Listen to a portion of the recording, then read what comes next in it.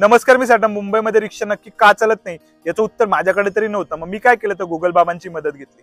बाबांनी मला 3 पॉइंट सांगितले, पण त्या 3 पॉइंटचं एकंदरीत अॅनालाइज केलं ना, ते मी पुढे व्हिडिओमध्ये सुद्धा तुम्हाला सांगेन.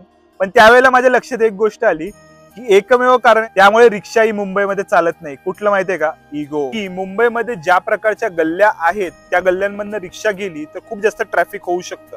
दुसरं रिझन असं होतं की टॅक्सी युनियन आजपर्यंत दबाव धरून आहे की रिक्षा मुंबईमध्ये चालली नाही पाहिजे. आणि तिसरं कारण हे होतं की रिक्षा एक स्टिरियोटिपिकल बनलेली आहे की रिक्षा मुंबईमध्ये चालत नाही, तर ती मुंबईच्या बाहेर म्हणजे मुंबई सबर्बन मध्ये चालते. या 3 कारणामुळे यदाकदाचित आजपर्यंत रिक्षा ही मुंबईमध्ये चालली नाही. आणि ह्या आपल्या फॉरेनर पोरांनी चालवली आणि त्यांना 500 रुपयाचा दंड भरायला लागला.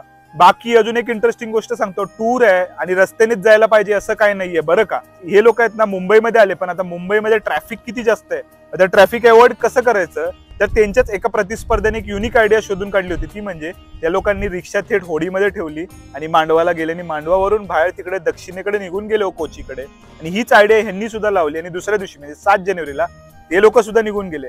पण मी यांच्याबरोबर ज्यावेळेला गेटवेच्या त्या चौथऱ्यावर बसून डिस्कशन करत होतो त्यावेळेला आपलेच एक हरियाणाचे काका न आमंत्रण करता, तुम्हाला माहिती आपले शिस्तबद्ध काका, ते घुसतात त्या डिस्कशन मध्ये आणि त्यांना वेगळ्याच तऱ्हेचे प्रश्न विचारायला सुरू करतात. त्याबद्दल मी पुढच्या व्हिडिओमध्ये सांगतो.